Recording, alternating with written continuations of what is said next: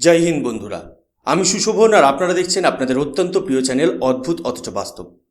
আজ আমরা এমন একটা বিষয় নিয়ে আলোচনা করব যা শুনলে আপনি বুঝতে পারবেন যে আবেগ আর জেদ দিয়ে যখন ভূরাজনীতি বা অর্থনীতি চালানো হয় তখন তার ফলাফল কতটা ভয়াবহ হতে পারে। আজ কথা বলবো আমাদের প্রতিবেশী দেশ বাংলাদেশকে নিয়ে। ভারতের সঙ্গে জেদ করে চলতে গিয়ে বাংলাদেশ আজ এমন এক আর্থিক সংকটের মুখে দাঁড়িয়েছে যেখানে তাদের সবথেকে বড় গর্ব অর্থাৎ তাদের বস্ত্রশিল্প বা টেক্সটাইল ইন্ডাস্ট্রি আজ ধ্বংসের দোরগোড়ায়। ইউনিশ সরকারের একটি হঠকারী সিদ্ধান্ত কিভাবে ৯,০০০ কোটি টাকার এক বিরাট লোকসান বা সেটব্যাক ডেকে আনলো এবং কেন ভারতের সঙ্গে শত্রুতা করতে গিয়ে বাংলাদেশের সাধারণ মানুষ আজ বিপদে, সেই পুরো বিশ্লেষণটা আজ আমি আপনাদের সামনে তুলে ধরব। কোনো নিউজ পোর্টাল বা ছবি নয়, সরাসরি তথ্যের ভিত্তিতে আজ আমরা এর ময়না তদন্ত করব। বন্ধুরা, ভূরাজনীতি বা জিওপলিটিক্সে একটা কথা খুব প্রচলিত আছে, বাস্তবতাকে অস্বীকার করলে বাস্তব আপনাকে ধ্বংস করে দেবে। ঠিক এই পরিস্থিতিটাই আজ বাংলাদেশে তৈরি হয়েছে। আমরা জানি যে বাংলাদেশের অর্থনীতির মেরুদণ্ড হলো তাদের রেডিমেড গার্মেন্টস সেক্টর। তাদের মোট রপ্তানির প্রায় ৮০ থেকে ৮৪% আসে এই শিল্প থেকে। কিন্তু আশ্চর্যের বিষয় হলো এই শিল্পের জন্য প্রয়োজনীয় কাঁচামাল বা সুতোর জন্য তাদের অধিকাংশকেই ভারতের উপর নির্ভর করতে হয়। কিন্তু গত এপ্রিল মাসে বাংলাদেশের অন্তর্বর্তীকালীন ইউনিশ সরকার একটা অদ্ভুত নির্দেশ জারি করে। তারা বলে যে ভারত থেকে স্থলপথে বা ল্যান্ড পোর্টের মাধ্যমে কোনো সুতো আমদানি করা যাবে না। তাদের যুক্তি ছিল এতে নাকি বাংলাদেশের অভ্যন্তরীণ সুতো উৎপাদনকারীরা সুবিধা পাবে। কিন্তু বন্ধুরা, অর্থনীতি কি এতই সহজ? আপনি একদিক বন্ধ করলে আর অন্য দিক দিয়ে জোয়ার আসবে তা তো হয় না। তারা স্থলপথ বন্ধ করলো ঠিকই, কিন্তু সমুদ্রপথ বা সি পোর্ট খোলা রাখলো। এখানেই শুরু হলো আসল বিপর্যয়। আপনারা শুনলে অবাক হবেন যে ভারতের টেক্সটাইল সেক্টর আজ এতটাই শক্তিশালী এবং ভারত সরকারের নীতি এতটাই সহায়ক যে আমাদের দেশে সুতোর দাম এবং কোয়ালিটি সারা বিশ্বে সমাদৃত। বাংলাদেশের ম্যানুফ্যাকচারাররা যখন দেখলেন যে স্থলপথ বন্ধ, তখন তারা সমুদ্রপথে ভারত থেকে সুতো আমদানি শুরু করলেন। আর ভারত থেকে আসা এই সুতোর দাম বাংলাদেশের স্থানীয় সুতোর থেকে কেজিতে প্রায় ৩০% কম। এখন আপনারাই বলুন, একজন ব্যবসায়ী কোথা থেকে মাল কিনবেন? অবশ্যই সেখান থেকে যেখান থেকে সস্তায় পাওয়া যাবে। এর ফলে যেটা হলো, বাংলাদেশের নিজেদের মিলগুলোতে তৈরি হওয়া সুতো কেউ কিনল না। আজ প্রায় ১২০ বিলিয়ন টাকা, যা ভারতীয় মুদ্রায় প্রায় ৯,০০০ কোটি টাকারও বেশি, সেই পরিমাণ সুতো বাংলাদেশের গুদামগুলোতে বা ওয়্যার হাউসে পচে মরছে। ক্রেতা নেই, বাজার নেই, আর চারিদিকে শুধুই হাহাকার। একেই বলে নিজের পায়ে নিজে কুড়ুল মারা। ভারতের বিরুদ্ধে ঘৃণা ছড়াতে গিয়ে তারা আজ নিজেদের অর্থনীতিকেই পঙ্গু করে ফেলেছে। ভারতের বিরুদ্ধে এই যে এক ধরনের বয়কট সংস্কৃতি বা ভারতের সঙ্গে বাণিজ্যিক সম্পর্ক ছিন্ন করার একটা চেষ্টা বাংলাদেশে চলছে, তার ফল তারা হাতে নাতে পাচ্ছে। বাংলাদেশের টেক্সটাইল মিলস অ্যাসোসিয়েশন বা BTMA এখন চিৎকার করে বলছে যে তাদের পিঠ দেওয়ালে ঠেকে গেছে। প্রায় ১০০টিরও বেশি টেক্সটাইল মিল আজ বন্ধ হওয়ার মুখে।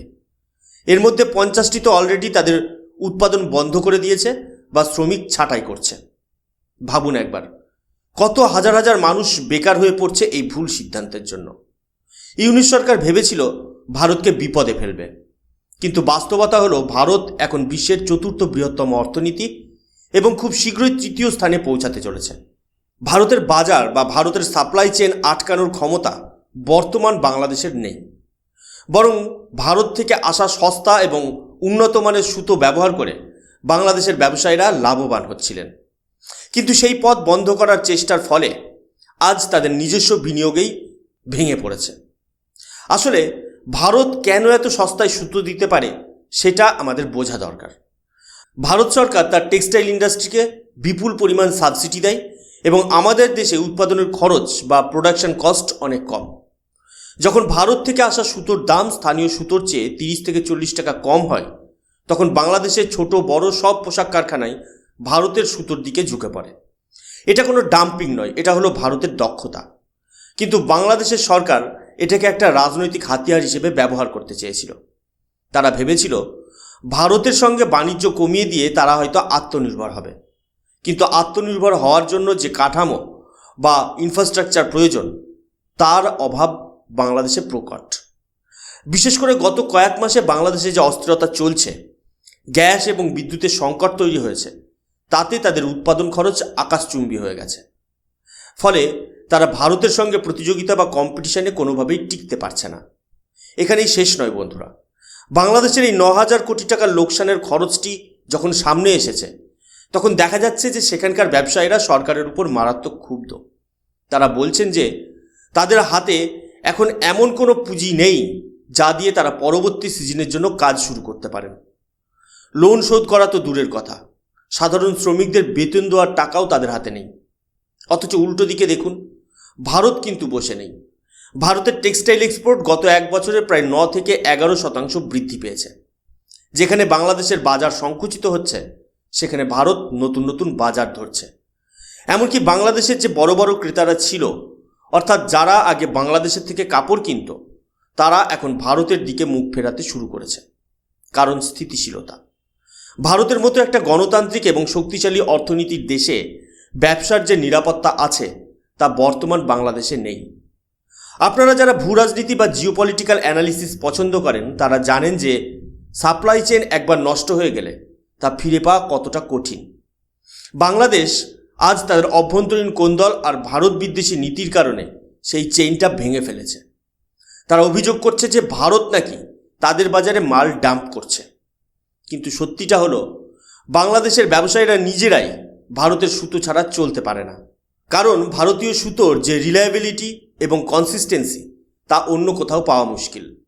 বাংলাদেশের যেসব এলাকা একসময় টেক্সটাইল হাব হিসেবে পরিচিত ছিল, যেমন সাভার, গাজীপুর বা নারায়ণগঞ্জ, সেখানে আজ শ্মশানের নিস্তব্ধতা। বড় বড় শিল্পগোষ্ঠী যেমন বসুন্ধরা গ্রুপ, তারাও তাদের বহু কারখানা বন্ধ রাখতে বাধ্য হচ্ছে। এটা কি শুধুই ভারতের দোষ, নাকি এটা বাংলাদেশের অদূরদর্শী রাজনীতির ফল? একজন ভারতীয় হিসেবে যখন আমি এই পরিস্থিতি দেখি, তখন আমার গর্ব হয় আমাদের দেশের পলিসি মেকারদের ওপর। ভারত আজ শুধু চাহিদা মেটাচ্ছে না, বরং প্রতিবেশী দেশগুলোর অর্থনীতিকেও এক প্রকার অক্সিজেন দিচ্ছে। কিন্তু সেই অক্সিজেন নেওয়ার ক্ষমতাটাও যদি কেউ হারিয়ে ফেলে রাজনীতির নেশায়, তবে তাকে বাঁচানো কঠিন। বাংলাদেশের প্রধানমন্ত্রী পর্যায়ের ব্যক্তিরা যখন ভারতের সঙ্গে বাণিজ্য নিয়ে ছিনিমিনি খেলেন, তখন তারা ভুলে যান যে কোটি কোটি মানুষের পেট চলে এই ইন্ডাস্ট্রি থেকে। 9,000 কোটি টাকার মাল অবিকৃত পড়ে থাকা মানে শুধু টাকা নষ্ট নয়, এটা একটা দেশের স্বপ্ন ভঙ্গ হওয়া। ভারতের জাতীয়তাবাদী দৃষ্টিভঙ্গি থেকে যদি বলি, ভারত সবসময় চেয়েছে তার প্রতিবেশীরা শান্তিতে থাকুক এবং ব্যবসা বাণিজ্যে চলুক। কিন্তু ভারত বিরোধী সেন্টিমেন্টকে কাজে লাগিয়ে ক্ষমতায় টিকে থাকার যে চেষ্টা, তার পরিণাম আজ বাংলাদেশের সাধারণ মানুষকে ভোগ করতে হচ্ছে। আমাদের দেশের উত্তরপ্রদেশ, গুজরাট বা তামিলনাড়ুর মতো রাজ্যগুলোতে আজ বড় বড় টেক্সটাইল পার্ক তৈরি হচ্ছে। ভারত সরকারের লক্ষ্য হলো 2030 সালের মধ্যে টেক্সটাইল রপ্তানিকে $250 বিলিয়ন নিয়ে যাওয়া। আর সেই লক্ষ্য পূরণে আমরা সঠিক পথেই হাঁটছি। অন্যদিকে বাংলাদেশের টেক্সটাইল অ্যাসোসিয়েশন তাদের সরকারকে 72 ঘন্টার সময়সীমা বা আলটিমেটাম দিচ্ছে। ভাবুন অবস্থা, একটা দেশের প্রধান শিল্প খাতের ব্যবসায়ীরা সরকারকে হুমকি দিচ্ছে। এর কারণ একটাই, অব্যবস্থাপনা। ভারত থেকে আসা সুতো ল্যান্ডপোর্ট দিয়ে বন্ধ করে তারা ভেবেছিল ভারতকে চাপে ফেলবে, কিন্তু তারা ভুলে গেছিল যে বিকল্প পথ সবসময় খোলা থাকে। আর সেই বিকল্প পথে যখন মাল আসা শুরু হলো, তখন তাদের নিজেদের পরিকাঠামো তাসের ঘরের মতো ভেঙে পড়ল। আজকের এই আলোচনার সারমর্ম হলো এই যে ভারতের সঙ্গে পাঙ্গা নিতে গিয়ে বাংলাদেশ আজ দেউলিয়া হওয়ার পথে। অর্থনীতি কখনো আবেগে চলে না, চলে লজিক আর গণিতে। ভারত আজ যে শক্তিতে পরিণত হয়েছে, তাকে অগ্রাহ্য করার ক্ষমতা দক্ষিণ এশিয়ায় কারোর নেই। বাংলাদেশের উচিত তাদের ভুল থেকে শিক্ষা নেওয়া এবং ভারতের সঙ্গে গঠনমূলক বাণিজ্যিক সম্পর্ক বজায় রাখা। অন্যথায় আজ 9,000 কোটি টাকার লোকসান হয়েছে, কাল হয়তো এই পুরো ইন্ডাস্ট্রিটাই ভিয়েতনাম বা ভারতের হাতে চলে যাবে। কারণ গ্লোবাল মার্কেটে ক্রেতারা শুধু সস্তা আর ভালো জিনিস চাই, তারা রাজনীতি বোঝে না। আপনারা কি মনে করেন, বাংলাদেশের এই পরিস্থিতির জন্য কি ভারতীয় সুতো দায়ী, নাকি সরকারের ভুল সিদ্ধান্ত? ভারতের এই ক্রমবর্ধমান অর্থনৈতিক আধিপত্যকে আগামী দিনে দক্ষিণ এশিয়াকে নতুন দিশা দেখাবে? আপনাদের মতামত অবশ্যই কমেন্ট সেকশনে জানান।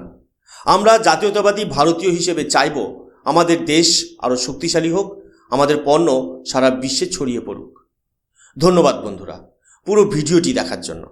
যদি আলোচনাটি ভালো লাগে তবে শেয়ার করুন এবং আমাদের চ্যানেল অদ্ভুত অথচ বাস্তবকে সাবস্ক্রাইব করতে ভুলবেন না। আমি সুশোভন, দেখা হচ্ছে পরবর্তী এপিসোডে।